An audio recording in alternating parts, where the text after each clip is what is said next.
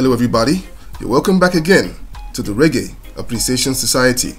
Except for very few cases, the backstories of reggae artists that have attained legendary status are loaded with tales of do-or-die struggles against the odds before eventual success. But the odyssey of Cecil Spence, Albert Craig and Lessell Baldwin is an epic story like no other. The journey of Israel Vibration was simply packed with ups and downs, tears, sweat and lots of drama, just like the story of the Israelites in the Bible during their 4-decade trek in search of the Promised Land. Israel Vibration's story is a tale of perseverance, faith and destiny.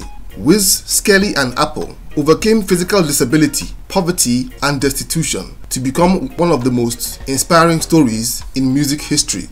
When polio hit Jamaica in the late 1950s, many of the island nation's children hadn't been vaccinated against that crippling disease.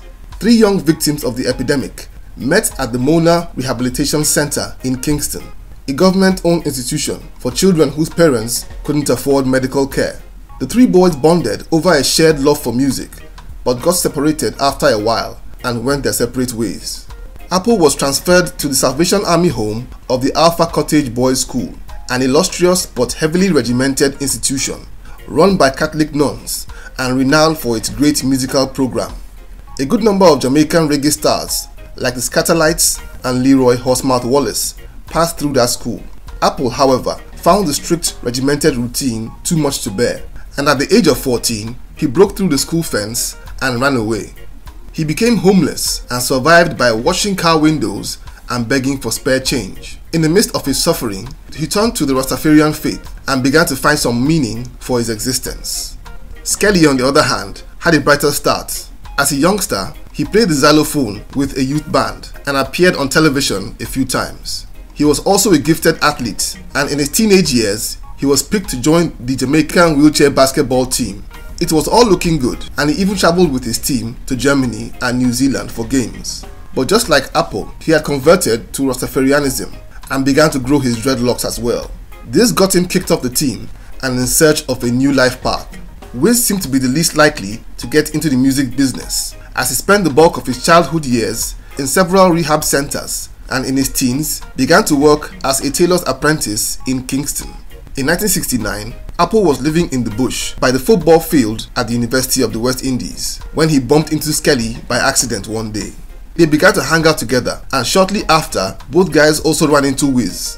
And the trio were together again, no longer children in a rehab center, but now Rasta brethren with the talent and love for music. To survive, they began to sing for money around Kingston. They did this for 6 long years, and not only became a force to be reckoned with in the underground scene in Jamaican music, but also sharpened their musical skills to the point where they found the confidence to think of making a record. They recorded their first single, Bad Intentions, in 1975, which was produced by Channel 1 Studios' Ernest Hukim, but never got released due to financial challenges.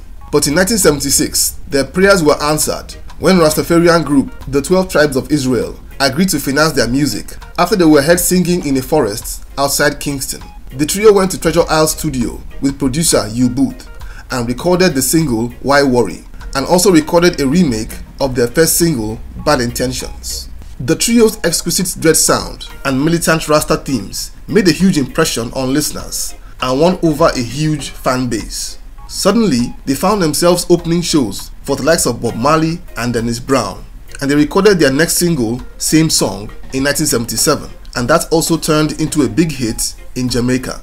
They released their debut album, also titled The Same Song, in 1978. It was a stunning effort, and Israel Vibration was quickly signed to Harvest Records, a subsidiary of British giants EMI. They followed through with their next album, Unconquering People, in 1979, and that also became a big hit. Though not rated as highly as their debut, it still had big tunes like Crisis and We Are the Rasta, which are easily root reggae classics. They were one of the headliners at the 1979 edition of the Reggae Sunsplash, and they delivered what can only be described as an absolute banger of a show. After a flying start to their career, their third album, Why You So Craven, was considered a commercial and critical flop by many, including the trio themselves. They had started out as a spiritually focused roots reggae group and had worked with roots-inclined producers from the start. It was thus a big surprise when they chose to get the album produced by legendary dancehall producer Henry Jonjo Laws. It was an attempt to adapt to the quickly evolving musical scene that was being taken over by dancehall, but this strategy of theirs backfired. And while it was not by any means a bad album, it was a step down for the trio. In 1981, they delivered another unforgettable performance at the Reggae Sunsplash, but they were already disillusioned by the fact that dancehall was now dominant sound in Jamaica. The group relocated to the US for better health care and in the hope of reigniting their huge success. After moving to the States, their plans fell apart and the group disbanded, with each man seeking a solo career. They were living in New York and making very little headway, and at the time, a Washington DC based DJ was launching a new record label and was about to reignite their career in a major way. In 1987, a reggae DJ named Dr. Dread but born Gary Himmelfarb had established Real Authentic Sound Records, or RAS Records, with the aim of serving classic roots reggae to thirsty listeners. Dr. Dread traveled to New York to meet with the guys and offer them a deal with his new label. At first, the guys weren't interested in bringing the group back together and wanted different solo contracts. But Dread said no, stating that it would be Israel Vibration as one group or no deal at all. His plan worked and he bought them train tickets to Washington to come and record their reunion album. In 1988, the guys came together at Lion and Fox Recording Studios in Washington, DC, and backed by the magnificent Roots Radix Band, they recorded their beautiful comeback album, Strength of My Life. It was a huge statement and showed the world that the guys were back. They kept on bringing the heat into and throughout the 90s, releasing many powerful albums like Praises, Israel Dub, and On The Rock, which all cracked the reggae and world music charts. A new generation of reggae lovers began to discover them and their brilliant body of work. And one of their most popular songs from the 90s was Rude Boy Shuffling, which was on major rotation on cable stations like BET, MTV, and Channel O. My personal favorite line from the song goes, "If you want peace in your society, you better put me on your MTV." In addition to the commercial success, they were also receiving lots of positive reviews from critics and industry commentators. However, with success, the group's sound began to gravitate towards more crowd-pleasing material, to the great displeasure of Apple, and he left the trio in 1997. Skelly and Wiz continued to perform as Israel Vibration, while Apple pursued a solo career once again.